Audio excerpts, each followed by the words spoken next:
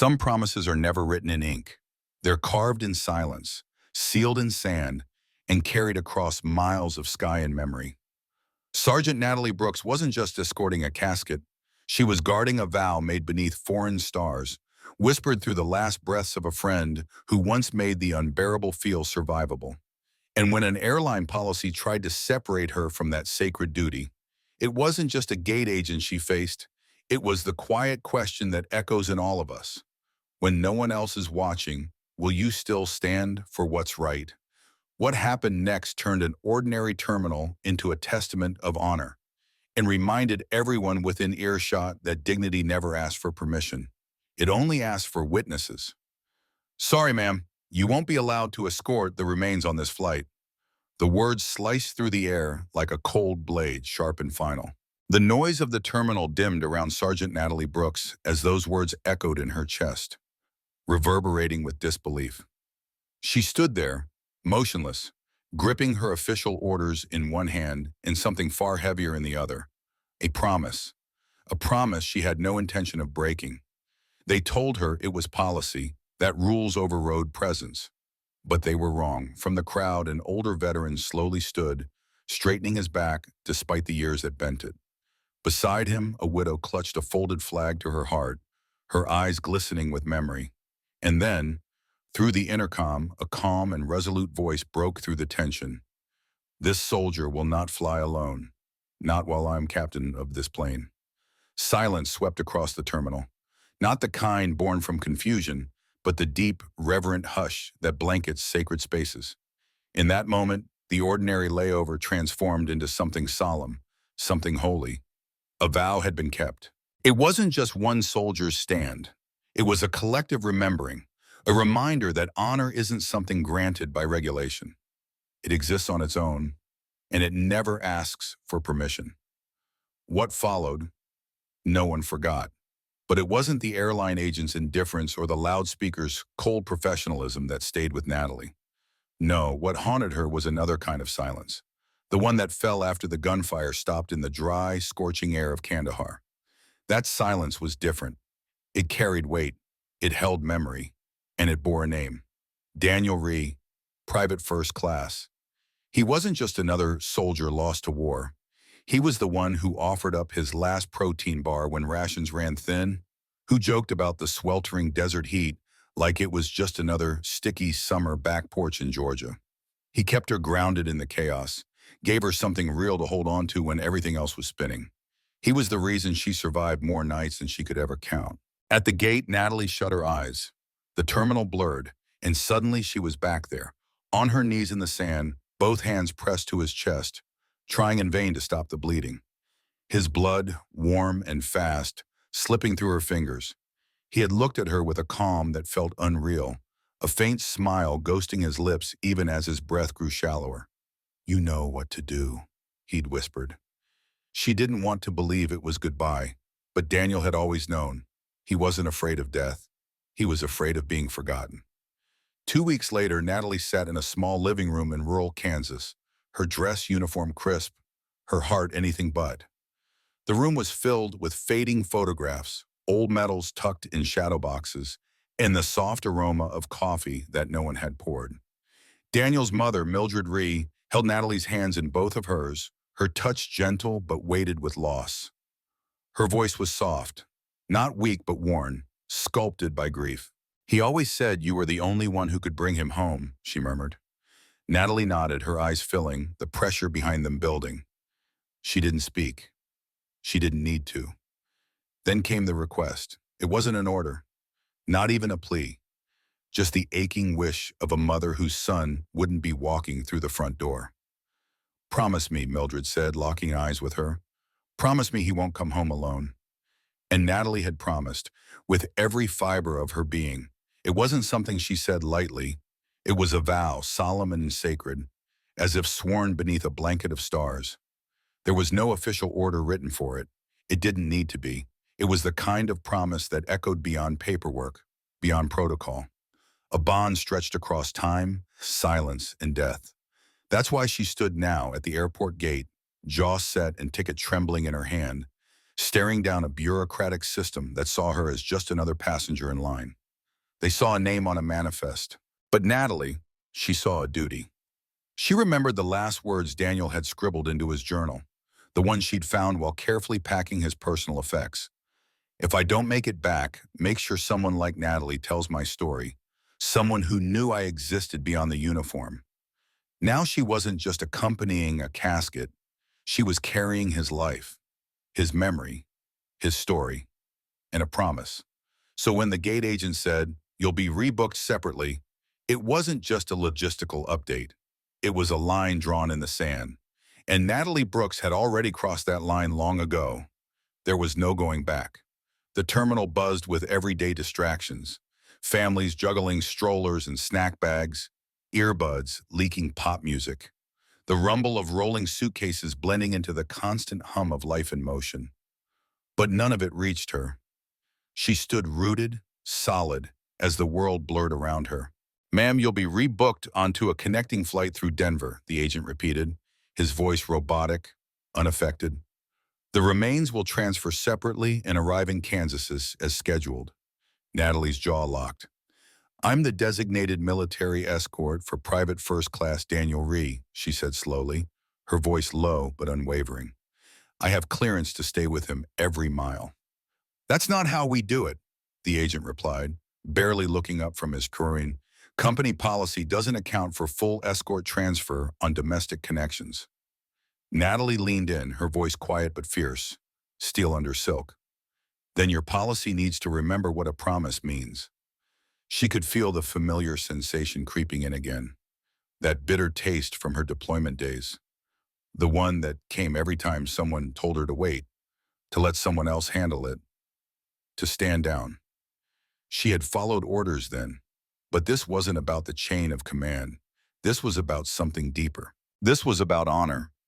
Her eyes drifted to the tarmac outside, to the aircraft parked in the July sun. Somewhere inside, tucked in the cold belly of the cargo hold, was Daniel, in his flag-draped casket, alone, already too far from home. The agent kept typing, unmoved. "Next in line, please."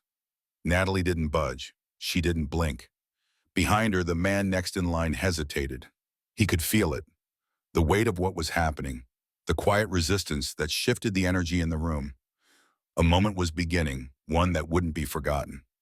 Natalie didn't answer with words. She couldn't. Her throat had tightened, choked by the wave of emotion rising inside her. But she gave a slow nod, small, deliberate, as her eyes shimmered. She hadn't come here to start a protest. She hadn't expected to make a scene. All she wanted was to keep a promise, one last promise. And now strangers were standing with her, shoulder to shoulder, as if that promise somehow belonged to all of them too. The agent swallowed hard. He looked like a man who suddenly realized he was standing in the middle of something far bigger than his job title. Around him, the terminal no longer hummed with the usual chaos of travel. It was quieter now, tense, reverent, waiting. Every passing moment deepened the stillness, and yet that silence spoke louder than anything. Natalie turned toward Howard, whose face remained composed, carved from memory and principle. He didn't speak again, but his presence said everything. He had seen too much, lost too many, and he wasn't about to let history be dismissed at a counter. Another voice rose, a teenager this time, barely 18 by the look of him, wearing a hoodie with a patch that read "Future Soldier." He cleared his throat awkwardly before speaking. "My brother didn't come home either," he said, voice shaky. "Nobody stood up like this when he died. I wish they had." A man in uniform joined the circle, airport security. But instead of interrupting, he paused at the edge, assessed the scene, and offered Natalie a small, respectful nod. Even his radio, always chattering, now fell silent. It wasn't just a delay anymore. It was a moment of reckoning. Not just for one airline policy, not just for Natalie Brooks, but for every family who'd ever received a folded flag, every soldier who'd gone where no one else would, and every promise kept long after the war had ended. The agent exhaled, his shoulders dropping slightly. He typed something slowly, then picked up the phone. After a murmured conversation, he hung up and stood. Ma'am, he said, looking Natalie in the eyes for the first time with something close to apology. We're making arrangements now. Please give us a moment. Natalie nodded again, barely breathing. It wasn't victory, it wasn't triumph, but it was dignity, and it mattered. Howard placed a hand gently on her back, steady and warm. Lucille stood on her other side, flag cradled in her arms like a sacred oath. Around them, the crowd held the line, not with banners or shouts, but with presence, with silence, with witness. In that stillness, something shifted, something quiet, but permanent. A moment that would never make headlines, but would live in memory. Not because it was loud, but because it was right. And as Natalie waited, eyes fixed on the tarmac beyond the window, where the cargo doors had yet to open, she felt the invisible thread of promises stretching backward through time, across wars, across oceans, across generations. She wasn't alone anymore. She never really had been. Natalie opened her mouth to respond, but no words came out. Her lips trembled slightly before she gave a single, resolute nod. Her throat was too tight with emotion to speak. Around her, the crowd continued to grow, not with noise or protest, but with presence. Quiet, solemn presence. They weren't shouting, they weren't angry. They were simply there, a human wall behind one soldier and the silent promise she refused to break.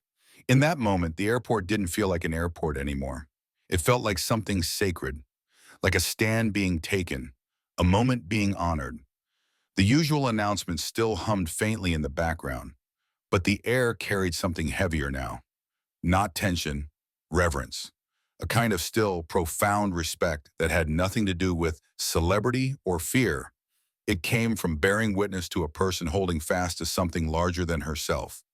The overhead speaker crackled. "Sergeant Natalie Brooks, please report to the gate podium." Every head turned. Natalie did too, brows drawing together in cautious confusion. The airline agent who had denied her earlier didn't meet her eyes. He wasn't the one who called her this time. Her boots echoed against the floor as she moved forward slowly. They felt heavier with every step, like they were carrying more than just her body. The crowd gently parted, clearing a path like she was walking into a sacred hall, part courtroom, part chapel. Standing behind the gate podium was a man in a sharp airline captain's uniform. He stood tall, not stiff, just steady. His hands rested calmly on the podium. Beneath the brim of his cap, his silver hair was neatly combed. He looked up with clear, steady eyes. "Sergeant Brooks," he said, extending his hand. "I'm Captain Armstrong. I heard about the situation." Natalie grasped his hand, surprised by the quiet strength in his grip. "Yes, sir." He didn't ask for details.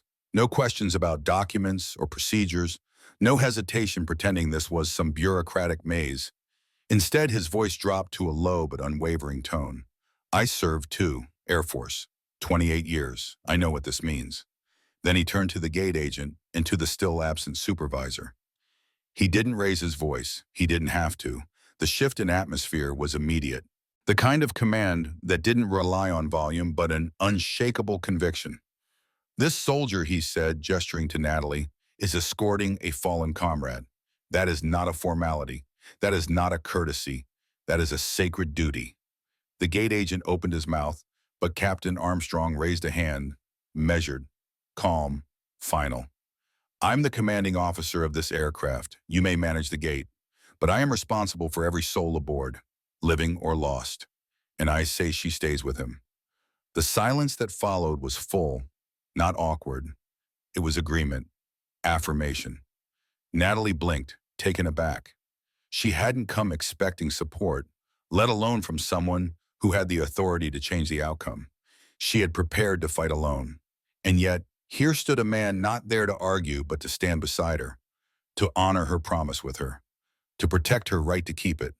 The people around her seemed to stand taller now, shoulders squared, hearts steadied, as if the captain's decision had voiced something they'd all been feeling in silence. Captain Armstrong turned back to her. His voice, just a touch softer now, carried steady compassion. "You'll ride in seat 3A. I'll take care of the paperwork. You just stay with him, Sergeant. That's all that matters." Natalie swallowed hard, her throat thick. She managed to whisper, "Thank you, sir." He offered the smallest smile. "Don't thank me. Thank you." Then he stepped back behind the podium, lifted the microphone again, and addressed the entire terminal. "Ladies and gentlemen," he said, "we are honored to carry a fallen soldier home today, and with him, the one who made a promise to see him there." There was no applause, no shouting, just stillness, deep and respectful. And in that stillness, something shifted inside Natalie. Not just in the airport, but in her. She hadn't needed permission. She hadn't been looking for validation. But what Captain Armstrong gave her was something every soldier longs for, sometimes without even knowing it. Witness. She looked down at the boarding pass in her hand. Seat 3A, first class. She hadn't asked for that. She hadn't even thought about it. All she'd wanted was to be close enough to fulfill her promise, to make sure Daniel Reese wouldn't be alone, not even for the time it took to fly him home. As she began walking toward the gate, a voice called out behind her, "Excuse me, Sergeant. Wait." She turned. It was the businessman from earlier, Elliot Kane, gray suit, calm presence, walking toward her with quiet confidence. He held out his boarding pass. "You're in 3A now," he said gently. "You'll need space. For your gear. For everything." Natalie blinked, caught off guard. "But you—" "I switched," he said, cutting her off with a soft smile. "It's the least I could do." He said it like it was nothing, but to Natalie it felt like everything, a kindness too large for words. She opened her mouth to thank him, but he just nodded once and stepped amid, disappearing back into the crowd. No speech, no spotlight, just a gesture. Quiet, human, profound. As she approached the aircraft, the same gate agent who had refused her earlier looked up. Her expression was unreadable now. She didn't speak, just reached out and handed over the boarding stub, without a word. Natalie stepped onto the jet bridge, her stride calm and deliberate. There was no stiffness in her movements, no forced posture of a soldier trying to impress. Instead, she walked like someone carrying a sacred memory, like someone who refused to let bureaucracy dull the weight of what she carried. Each step was steady, not with ceremony, but with meaning. Inside the aircraft, the first-class cabin was hushed, the atmosphere softened by the glow of warm lighting reflecting off polished metal and upholstered seats. Natalie paused before taking her seat. She gently lowered her duffel bag to the floor, her fingers moving with the care one might give a fragile heirloom. Across the aisle, a woman around her 50s caught her eye and gave a small nod. Nothing theatrical, just a quiet, wordless acknowledgement, a gesture of respect. A flight attendant approached, offering a bottle of water. Natalie shook her head with a polite decline. Comfort wasn't what she needed. What she needed was to be fully present. Her back remained straight, her hands folded in her lap, her gaze unwavering. And in that stillness, she felt it. Not the comfort of the seat or the unspoken appreciation that might come later, but the truth that had begun forming the moment she stepped into the terminal. Kindness didn't come with headlines or fanfare. It breathed in silence, in the people who gave up their comfort without seeking thanks, in the pilots who honored those who couldn't speak for themselves, in the mothers who dared to keep hoping, and in the soldiers who stood their ground, not just against gunfire, but against red tape and regulation. The cabin lights dimmed slightly as the aircraft pulled away from the gate. The engines began to hum beneath them, a low and steady sound, and the world outside Natalie's window started to shrink into the distance. She sat upright in seat 3A, her duffel bag resting at her feet like a sacred relic. She reached down and lightly touched the flap, not out of habit, but out of reverence. Inside, alongside her papers and travel orders, was the carefully folded American flag that once draped the casket of Private First Class Daniel Reese. It was tucked inside a cloth pouch. She hadn't checked it. She didn't need to. She knew it was there. A soft chime echoed above. Then came a calm, measured voice over the intercom. "Ladies and gentlemen, this is Captain Armstrong from the flight deck. Before we climb to cruising altitude, I'd like to take a moment." The sound of conversation faded. Heads lifted, hands that had been tapping at phones or flipping through pages suddenly went still. There was something in the captain's tone that called for attention. "Today, we have the honor of carrying home a fallen soldier, Private First Class Daniel Reese. He is accompanied by Sergeant Natalie Brooks, who made a vow that he would never make this journey alone." There was no applause, no gasps, just stillness, like a warm, invisible blanket draped gently over the entire cabin. This promise, the captain continued, was not part of her orders. It was written in her heart. And today, each of us carries a piece of that promise with her. A pause, silence hung, full and reverent. Let us fly with that in mind. The intercom clicked off. Natalie closed her eyes. The hum of the engines filled the cabin like a quiet heartbeat in the sky. She didn't cry. She couldn't. Not yet. There was still too much to carry. Across the aisle, someone bowed their head. A few rows back, a passenger reached quietly into a bag for a tissue, but it wasn't a heavy silence. It was sacred. Natalie reached into her duffel and drew out a photo worn at the corners and softened by time. It showed her and Daniel side by side in full combat gear, dust smudged across their cheeks, grinning beneath a blazing desert sunset. She remembered that exact moment, just after a brutal 16-hour patrol. Daniel had cracked a joke about how the sand had probably replaced half his blood by now. He was always the one who made the unbearable seem a little lighter. Now the weight was hers to carry. Time passed in a haze of memory and clouds. No one spoke to her. No one needed to. Her very presence spoke volumes. When the flight attendants came through with drinks and trays, they moved quietly, almost reverently, like walking through a sanctuary. One of them gently placed a bottle of water and a small packet of trail mix on Natalie's tray table. She hadn't asked. They didn't ask if she needed anything. It was just there. That's how kindness worked. Unspoken, offered in the quiet when words couldn't reach. As the plane flew over Missouri, the sky broke open and golden fields stretched far below. The light of the setting sun rolled across the land like a soft promise. Home was near. Daniel's final journey was almost over. Natalie leaned slightly against the window, not to sleep, but to anchor herself. In her reflection, she saw her own face, tired but unflinching. This wasn't just a flight. It wasn't just a mission. It was her keeping a promise. As the aircraft began its slow descent into Kansas, Natalie whispered, not with her voice, but from somewhere deeper, somewhere sacred. "We're almost there, Reese, just a little longer." Beside her, a man in the aisle seat reached into his coat pocket. He said nothing, simply placed a hand over his heart. And that was enough. The wheels touched down on the runway with a gentle thud, and in Natalie's chest it echoed like a distant drumbeat. The sky outside had begun to shift, deep blue streaked with fading pink and gold melting into the Kansas horizon. The regional airport was small. No bustling terminals, no glaring signs, no sea of impatient passengers. Just stillness and a family waiting. As the plane rolled toward the gate, Natalie sat tall. Her uniform was crisp, her hands folded neatly over the duffel in her lap. She didn't move, she didn't speak, she didn't need to. Every breath was deliberate, every heartbeat a tribute. Then the captain's voice returned, quieter now, closer, more human. "To all passengers, we kindly ask that you remain seated while a military escort departs the aircraft. Thank you for your respect." The announcement rippled through the cabin, hushed and solemn. There was no applause, no questions, just the quiet stillness of hearts lifting in unison, the kind of reverence that settles deep in the bones. As the plane slowed to a halt, a flight attendant approached Natalie and gave a subtle, knowing nod. "They're waiting for you on the tarmac, ma'am."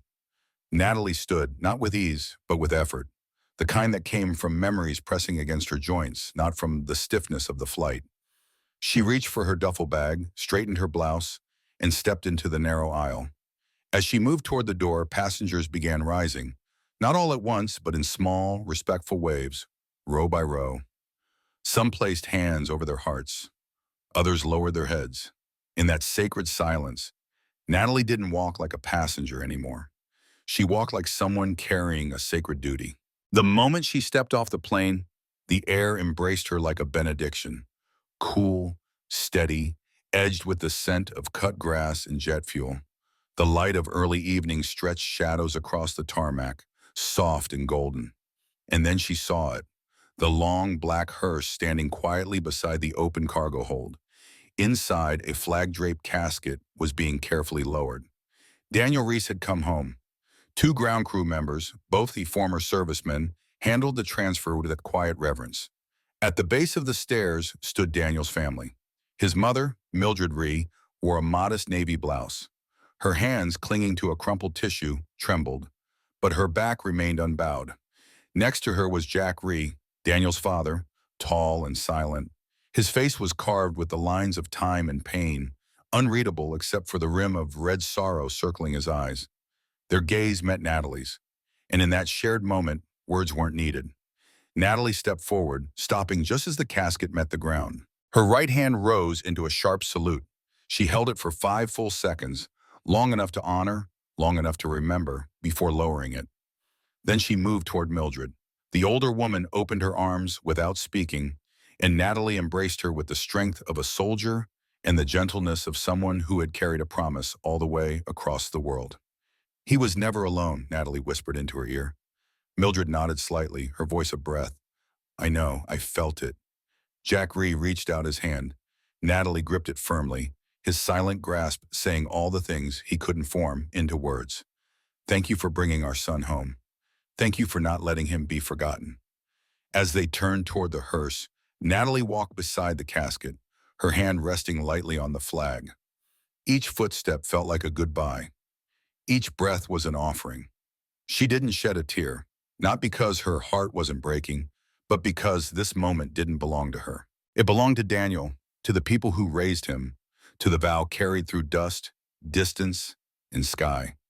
And as the hearse began its slow roll forward, taillights blinking gently against the coming dusk, Natalie remained still, standing alone now. But for the first time, she didn't feel alone at all. She had kept the promise.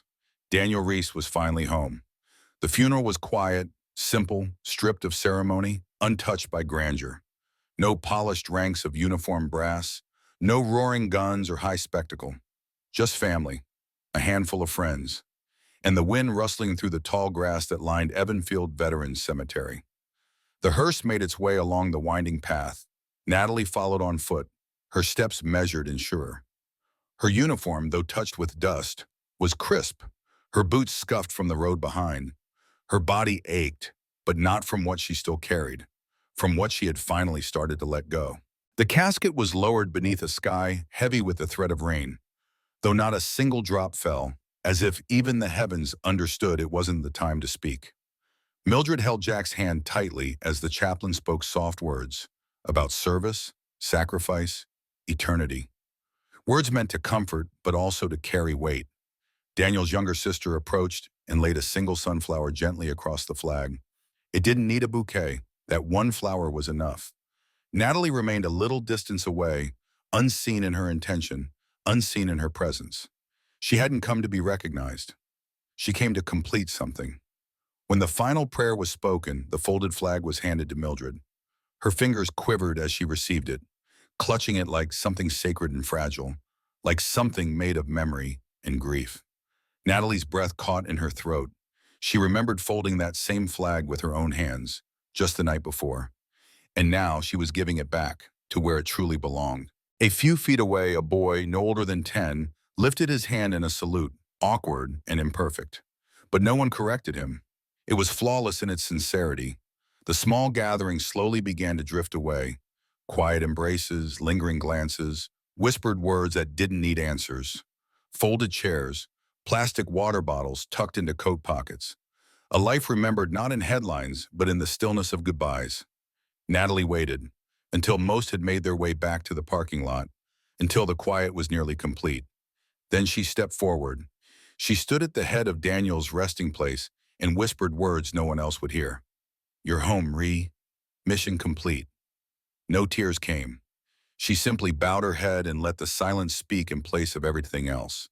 In that stillness, she remembered his jokes, his grit, the way he once said war was just chaos trying to make sense of itself, and how he had this way of making everyone braver, without ever meaning to. She stayed until the groundskeepers began their careful, necessary work. And only then did she turn to go. She lowered Daniel into the earth with a gentleness that spoke louder than any words ever could.